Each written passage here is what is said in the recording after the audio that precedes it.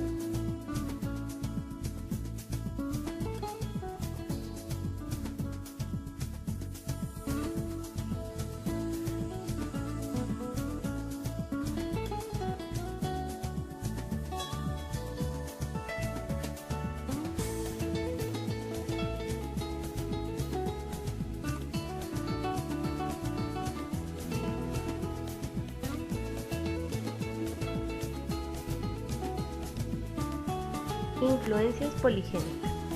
Provienen de genes múltiples cuyos efectos se combinan para producir variaciones en la inteligencia en las poblaciones normales. El retraso mental representa las puntuaciones más bajas en esta variabilidad. Según las pruebas realizadas en gemelos, niños adoptados y familias, se llega a la conclusión que podría haber un factor familiar heredable poligénicamente. Efectos psicosociales y culturales. Las influencias ambientales también pueden desempeñar un papel causal. El interés en los factores psicosociales y culturales ha estado tradicionalmente vinculado a lo que se llamó retraso cultural familiar. A menudo se les detectaba por primera vez cuando entraban al colegio.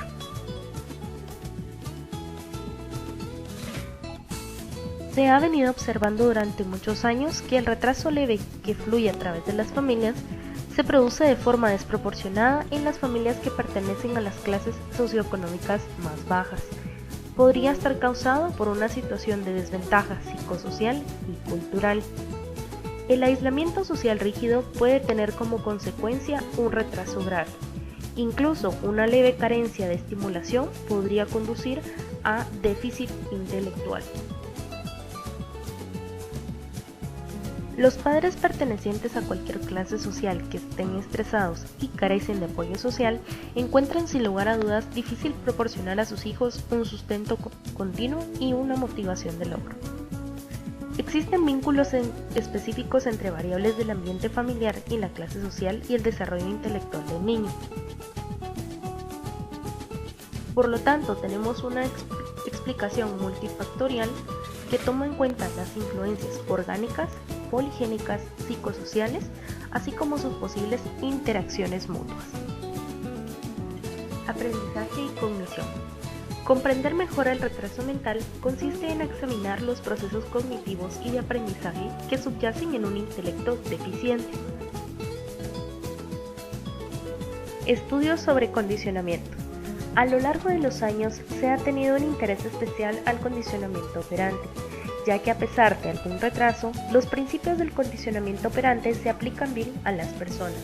Por lo tanto, la modificación de conducta es un enfoque eficaz para la intervención. Teoría piagetiana y el procesamiento de la información. La inteligencia del niño cambia cualitativamente a través de la asimilación y la acomodación según la adaptación al entorno. La capacidad de la mente para integrar información y para pensar de forma compleja indica que está produciéndose crecimiento. se encontraron pruebas de que en el retraso profundo el desarrollo solo llegaba hasta el estadio sensorimotor, el retraso moderado solo hasta el periodo preoperacional y el retraso leve no más allá de las operaciones concretas. Para el procesamiento de la información, el registro sensorial recibe información a través de los sentidos y la transmite rápidamente a la memoria a corto plazo. La memoria a corto plazo puede trabajar con una cantidad limitada de información durante un tiempo limitado, mientras que la memoria a largo plazo es la que almacena permanentemente la información. El sistema de procesamiento de información suele concebirse en términos de un componente estructural y un componente de control. El componente estructural es el soporte físico del sistema, en este caso el cerebro, y no puede modificarse con facilidad. El componente de control engloba los procesos mentales, que al menos en un principio pueden modificarse. Al aplicar este modelo al retraso, la cognición puede fracasar debido a defectos estructurales y/o problemas de control. Los defectos estructurales no modificables, como el cerebro, podrían darse especialmente en la presencia de síndromes orgánicos. Podrían dar como resultado un procesamiento anormal lento en la memoria de trabajo. La atención, la cual se piensa que es crucial para cualquier actividad de procesamiento, es uno de los procesos que se han estudiado de diferentes formas. Seaman y House en 1979 hallaron que los niños con retraso rendían peor que el niño medio. Existen algunas pruebas que ponen en evidencia que la atención mantenida en los niños retrasados aumenta con la edad. Se ha realizado abundante investigación sobre las estrategias de procesamiento de información. Entre las estrategias eficientes se encuentran la repetición, organización, agrupamiento de material y transformación del material de forma que se adapte a lo que ya está almacenado. Con el retraso, lo que sucede es que no se emplean estrategias eficaces o que no se utilizan con eficacia. En algunos casos, el rendimiento mejora cuando se les enseña a los niños estrategias eficaces y/o se les adiestra para su uso. La investigación sobre el procesamiento de la información indica que en algunas tareas las personas con retraso muestran simplemente retardos, mientras que en otras tareas pueden existir déficits intelectuales o motivacionales específicos. La investigación es especialmente vulnerable a confundir factores. Las personas retrasadas tienen con frecuencia problemas de lenguaje. Estas diferencias pueden confundir las interpretaciones de las investigaciones que pretenden detectar déficit intelectual. Existe una inmensa variabilidad entre las personas a las que se diagnostica retraso mental. La capacidad de aprendizaje varía en función de los niveles de retraso y procesos cognitivos que subyacen podrían ser también diferentes.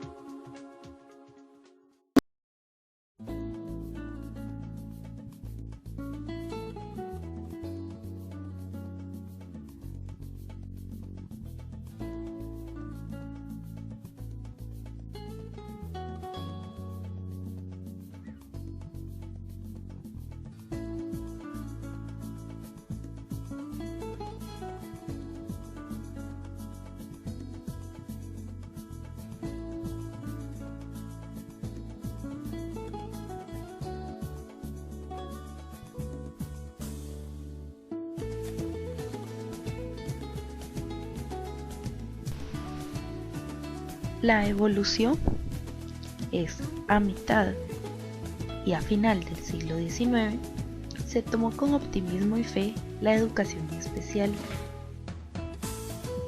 para que se pudiera introducir a las personas en la sociedad. Al final del siglo XIX y a principios del siglo XX se interesaron en la neuropatología y en la protección de las personas que tenían retraso mental. A principios y mediados del siglo XX se introdujo los test de inteligencia para verificar si existía algún tipo de retraso, ya sea leve, moderado o grave. A mediados del siglo XX hasta la actualidad, se reconocen los derechos de las personas que tienen retraso mental, asimismo la educación especial, el tratamiento y la aceptación social de estos individuos.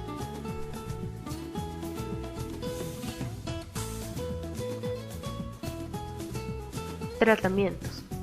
Cualquiera que sea el lugar donde residan los niños y adolescentes retrasados, debe abordarse la necesidad de tratamiento.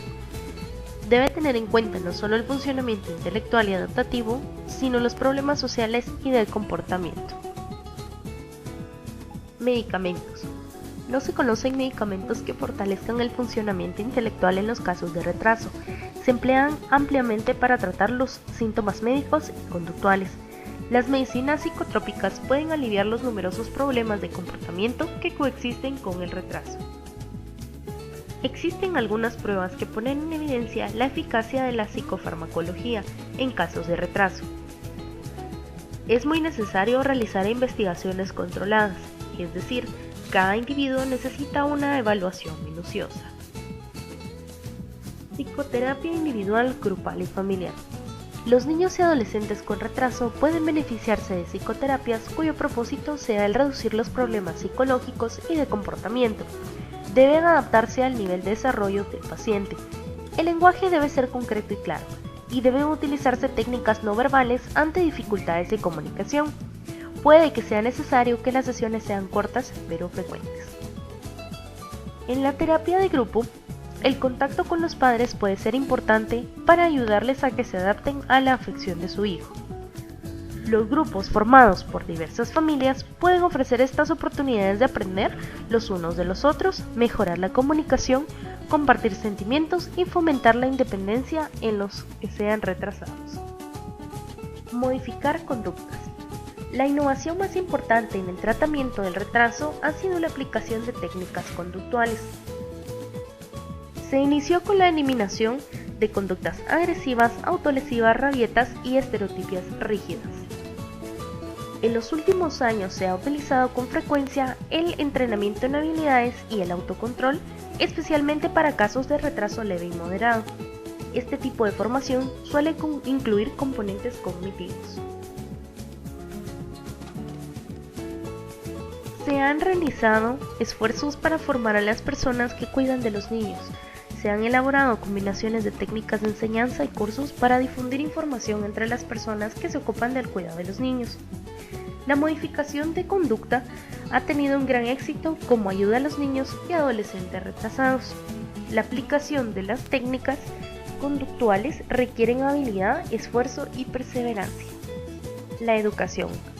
Hasta este siglo, se han mejorado los métodos de educación individualizada para alcanzar una entidad propia. A principios de los años 90 se amplió la ley para la educación de niños discapacitados.